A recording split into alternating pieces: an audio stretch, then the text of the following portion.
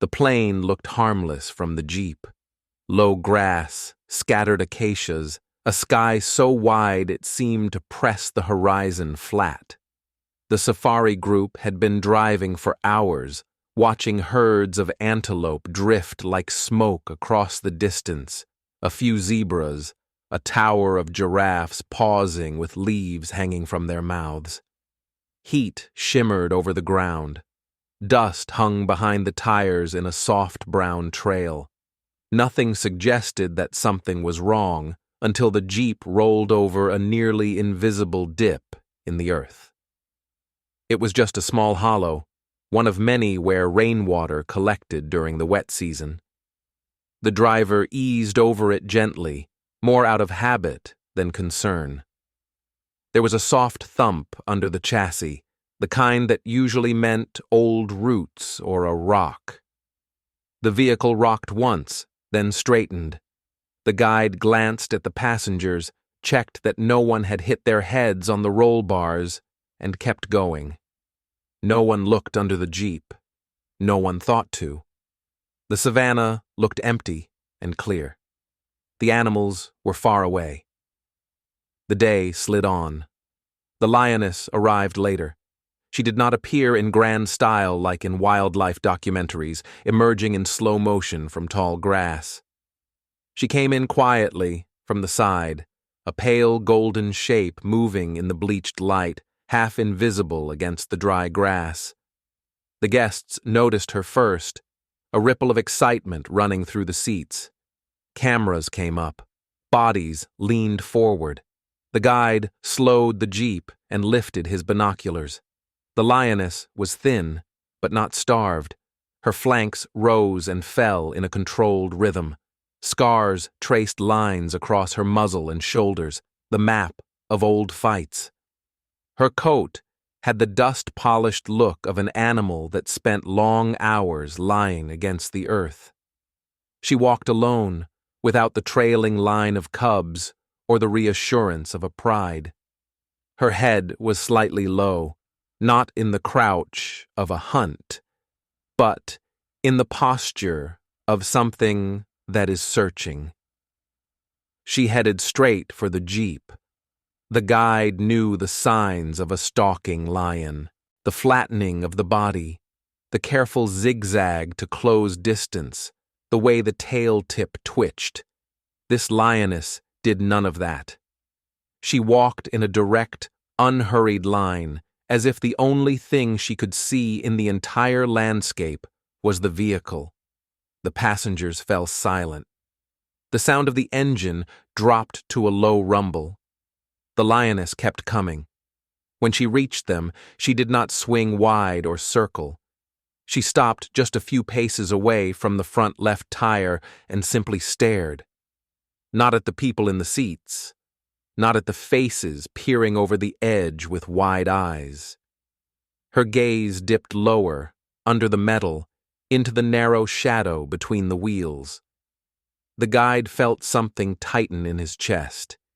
He had seen lions interested in jeeps before, mostly out of curiosity or boredom. They sniffed the tires, rubbed their heads against bumpers, sometimes lay down in the shade cast by the vehicle. This was different. The lioness held herself rigid, her tail stiff, her shoulders tense. Her eyes never left the dark space under the chassis. The guide cut the engine. The sudden quiet made the air feel heavier. The only sounds were the ticking of cooling metal and the low hum of insects in the grass. The lioness breathed through her nose in short, sharp bursts, nostrils flaring. She took a step closer, head still angled toward the underside of the jeep. The passengers began to whisper among themselves. Some lifted their phones higher, trying to capture every moment. Others sank into their seats, trying to make themselves smaller. One man raised his feet instinctively, as if the lioness could somehow reach his boots through the metal floor. The guide instructed everyone to stay still and keep all limbs inside. His voice stayed calm, controlled, but a knot of unease had already formed in his stomach. Something about the lioness's focus did not match any pattern he knew. She circled then, slowly, never more than a few meters from the tires. She walked around the jeep in a tight, careful loop. At each step, she dipped her head, sniffing the edges of shadow. When she reached the back, her posture changed. Muscles bunched beneath her skin. Her lips peeled back the smallest amount, revealing the edges of teeth. She could smell something. It was clear in the way her nose quivered, in the way she paused at one particular point by the rear axle. The guide's eyes followed her focus and fell on a smear of color he had not noticed before. On the underside of the chassis, near where suspension and metal joined, a faint streak of brown and red clung to the edge.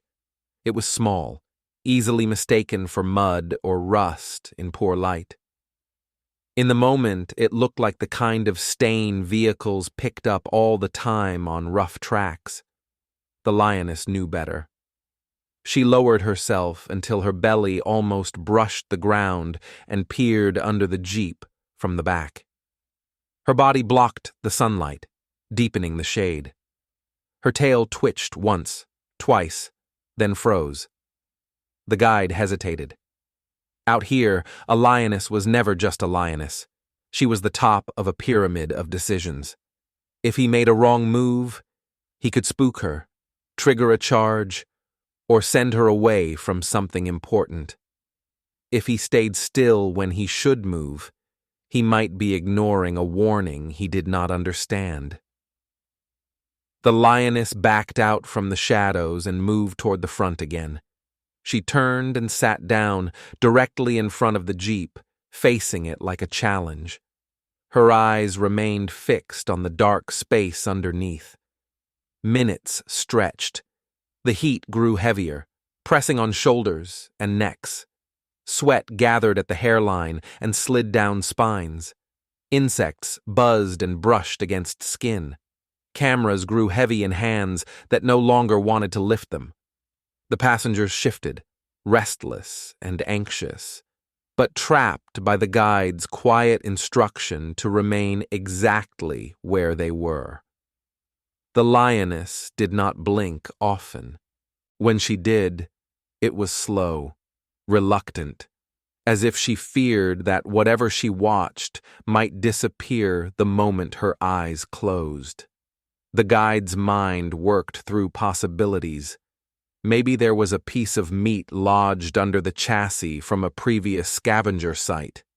Maybe a smaller predator had taken shelter there. Maybe it was nothing, and the lioness was simply confused or old. The part of him that had spent years reading tiny signs in the bush kept insisting that none of these explanations fit. It was the way she tensed when the wind shifted. A brief gust moved over the grass, carrying new scents.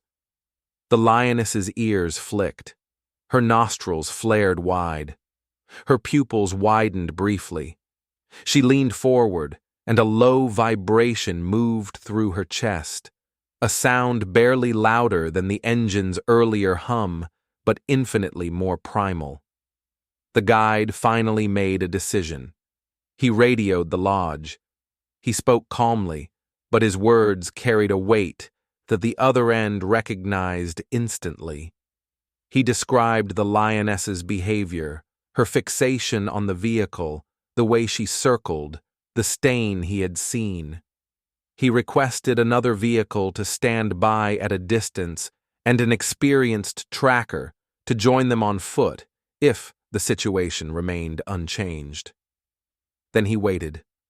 On the ground around them, the day continued to unfold as if nothing unusual was happening. Distant herds grazed and moved on. Birds glided on thermals. A jackal trotted along a distant line of bushes, nose low to the ground. Overhead, the sun slipped fractionally westward. Under the jeep, something very small tried not to move at all, It had been a bad day long before the safari vehicle arrived. The calf had been born late in the season, when grass was already thinning and most predators had learned the rhythms of the herds by heart. Its legs were still too long for its body.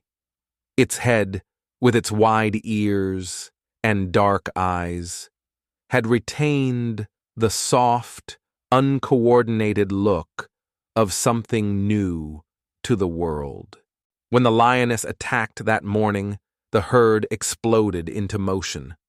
Hooves pounded the earth, dust rose in choking clouds, and the calf lost sight of its mother in the chaos. It ran wherever the space between bodies opened, guided by fear rather than sense. The lioness had not been hunting casually. Hunger had sharpened her. She had singled out another animal, a different calf whose path took it just a fraction too far from the protective wall of the herd. She took that one down with ruthless efficiency, jaws closing on the throat in a practiced grip. The calf under the jeep had escaped the initial rush. It had veered wildly, nearly collided with two adults, then bolted in a random direction that led not back to safety, but out toward the plain. Alone, confused, it had run until its lungs burned and its legs shook. Behind it, the lioness had dragged her kill under a patch of shade and eaten quickly, muscles still taut, eyes scanning for others who might try to steal her prize. Vultures watched and waited in a patient circle above. When she was done, there was not much left but bones and sticky grass. By then, the lone calf had stumbled close to the track that cut across this part of the reserve. Its nose was filled with the smell of dust and its own fear. It could still taste the panic of the herd in the air. The savanna felt open and hostile. Every shape looked like danger. The jeep arrived as a rumbling, shuddering shadow on the ground. The calf, half blinded by the sun and its own exhaustion, did not see it until it was nearly on top of it. The driver, focused on the road and the guests, saw only a blur of movement at the edge of the track. He steered slightly to avoid what he thought was a low mound and felt the thump under the chassis, the brief lift and drop of the wheels. From the calf's perspective, the world became a cave of noise and metal and force. It was not crushed. The track's depression and the calf's small size conspired to toss it against the undercarriage rather than under the tire. Pain exploded along one side of its body as it hit the metal, then the ground. Its legs scraped against hot, rough surfaces. Its head smacked against something that rang like a bell. When everything stopped shaking, it found itself pressed into the narrow space beneath the jeep. The darkness felt like a blessing. The calf lay there, sides heaving, the color of its coat now streaked with dust, and a thin line of blood from a shallow cut on its flank. Its breathing sounded too loud to its own ears. Its heart hammered against the metal above. It was sure that the predator it had fled would hear all of this and find it. It stayed still. The jeep moved on, the engine vibrating through its bones. Each bump sent fresh pain through its ribs. At some point, movement stopped. The engine idled, then fell silent. Voices rose and fell above, muffled but strange. The calf pressed itself tighter against the chassis, eyes wide and unblinking. By the time the lioness arrived, it no longer believed in rescue. It believed only in hiding. The lioness, however, had spent too many years reading the smells and sounds of this landscape to be fooled by metal. She knew the scent of fear, the exact chemical note of it, the way it cut through dust and oil and exhaust. She recognized the faint metallic tang of fresh blood from a shallow wound. She could separate it from the dominant smell of gasoline that clung to the Jeep. She could also feel, in the vibrations through the ground, the quick, high rhythm of a small heart under the heavier silence of the vehicle. The guide did not know these details, but he sensed something of the same intensity in her posture. She was not looking at them. She was not treating the Jeep as a threat. She was fixed on something that used the Jeep as a shield. The second vehicle arrived, staying back as requested. It parked at a distance, giving the Lioness a wide berth. The tracker, a man who had spent more years on the plains than most tourists had spent in their own cities, climbed down. He carried no rifle, only a long stick worn smooth by use, and a small pack slung over one shoulder. He approached slowly, staying in the Lioness's line of sight but not between her and the Jeep. His steps were deliberate, his shoulders relaxed, his eyes never quite meeting hers directly. He read the Lioness as if she were an open book. He saw the tension in her neck, the way her weight balanced slightly forward, not in preparation for a sprint, but in readiness to spring sideways if needed. He saw the way her ears flicked toward the underside of the Jeep every time the calf shifted the smallest amount. He noted the lack of direct focus on the people in the seats. He signaled to the guide in the Jeep to stay exactly as they were. Then he lowered himself slowly, one knee touching the dust, and peered under the vehicle from the side opposite the Lioness. It took a moment for his eyes to adjust to the shadows. At first, he saw only metal shapes, the undercarriage, suspension, the hard line of the axle. Then the outline of something softer resolved between those rigid forms. A small body pressed tight against a crossbeam, hooves curled under, eyes reflecting a dim, liquid glint of terror. The calf did not move. If anything, it tried to make itself even smaller, as if willing itself to become part of the machinery. The tracker exhaled, a slow, steady breath, and backed away without sudden movements. Now the picture made sense, in a brutal, complex way. The Lioness had already eaten. Her belly was not swollen with hunger. It was marked with the satisfied stretch of a recent kill. Yet her instincts had dragged her here to a second chance of meat, one that had inexplicably crawled under a moving rock. The tracker considered her options and his. If they drove forward suddenly, the calf could be dragged, crushed, or torn worse than it already was. If they reversed, the same risk applied. If they stayed still indefinitely, the Lioness might eventually try to reach under the Jeep with claws and teeth. He signaled to the guide and murmured his assessment, keeping his voice low and calm. The guide weighed it quickly. There was also the question of what they wanted this story to become. A recorded sequence of a lioness dragging a calf out from under a Jeep and killing it in front of horrified tourists would be raw nature, but it would also etch itself into the visitors' minds in a way that turned the trip into trauma. More than that, there was the unresolved question of their own responsibility. The calf had not chosen to hide under metal. It had been knocked there by the Jeep itself. The decision formed quietly, without speeches. They would try to separate prey and predator without turning the lioness into an enemy. The plan was simple in concept and delicate in execution. The Jeep with the calf would not move yet.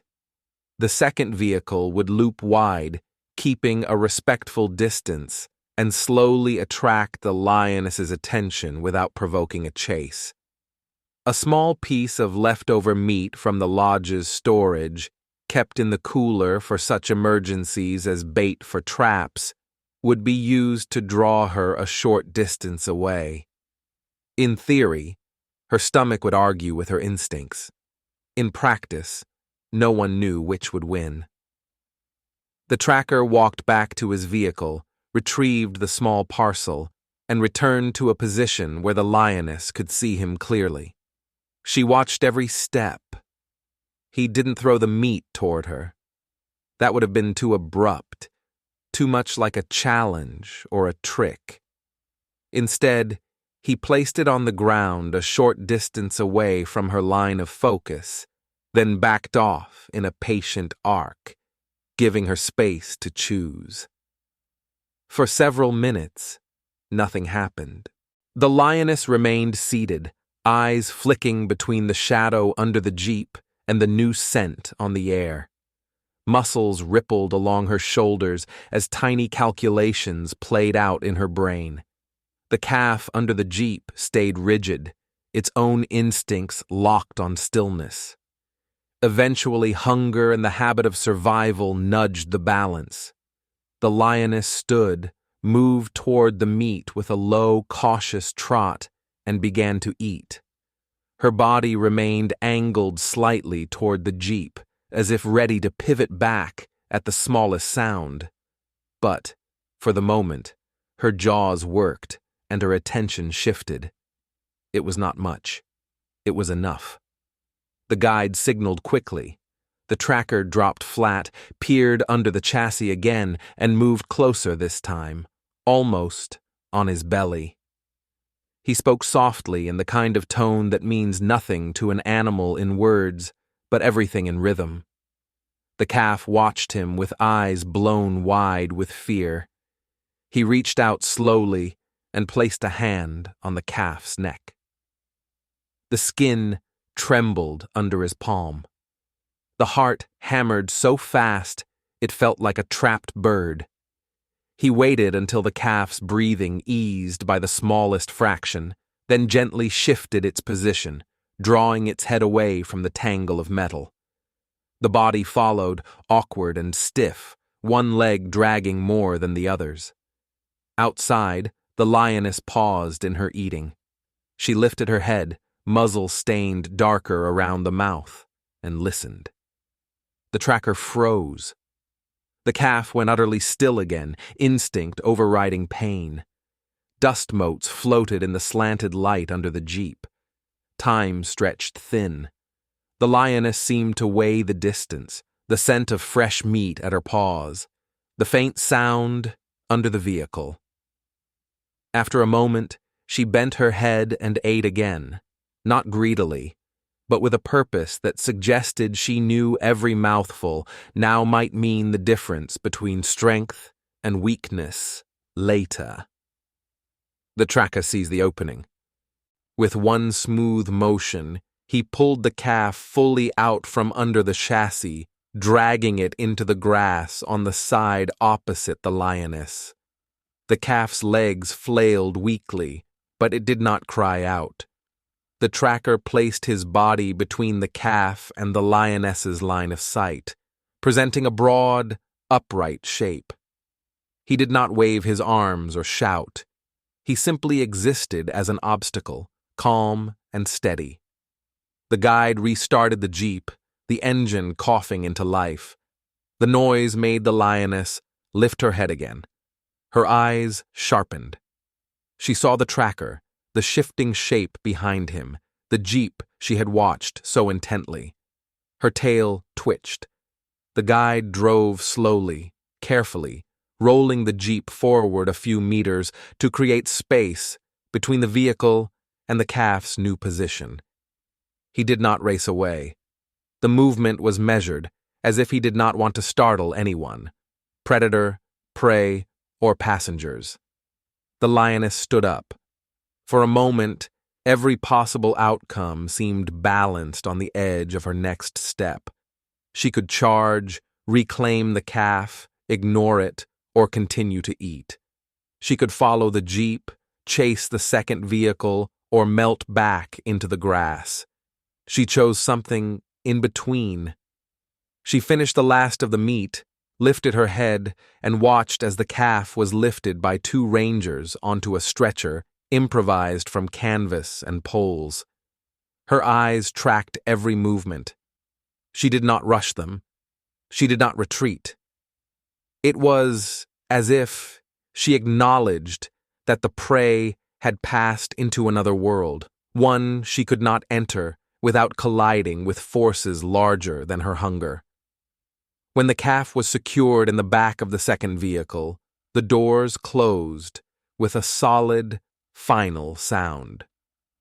The lioness flicked her tail once, turned, and began to walk away. Not in a panicked sprint, but in a steady trot that carried her back toward the rough cluster of bushes where she had first appeared.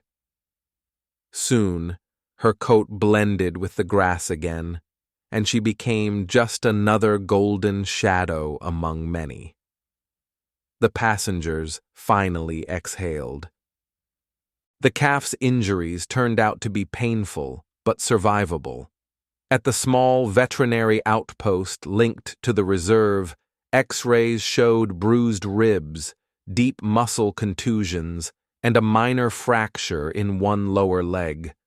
Nothing that required amputation, nothing that would cripple it for life if properly treated.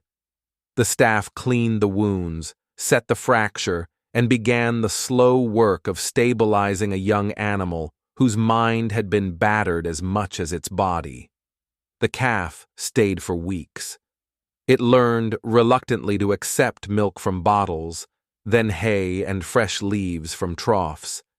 It stood in a small enclosure at first, then a larger one, its leg wrapped in bandages like a strange white branch. It startled easily at loud noises, especially the rumble of engines, but gradually the tight coil of fear inside it loosened. The rangers visited often. They stood by the fence, watching the calf limp, then walk, then almost trot. Sometimes they brought guests who had been in the Jeep that day, letting them see that the small shape under the chassis was still alive and growing. Without saying it out loud, they knew this changed the memory of the trip from something dark into something layered. What lodged deepest in their own minds, however, was not the calf's recovery, but the lioness's watch. They remembered her eyes, unwavering under the weight of the Jeep's metal and the human's confusion. They remembered the strange patience she had shown, the way she sat hour after hour, staring at a shadow she had no way to move by herself. There were many ways to tell the story after that. Some guests preferred to imagine the lioness as a kind of guardian, keeping hyenas or other lions away from the helpless calf until the humans arrived. Others told it as a tale of raw instinct, a predator unable to reach potential prey and forced to wait for a chance that never came. The rangers, more familiar with the brutal arithmetic of hunger, knew that both interpretations contained pieces of truth. The lioness had killed that day. She had eaten. She had also stayed.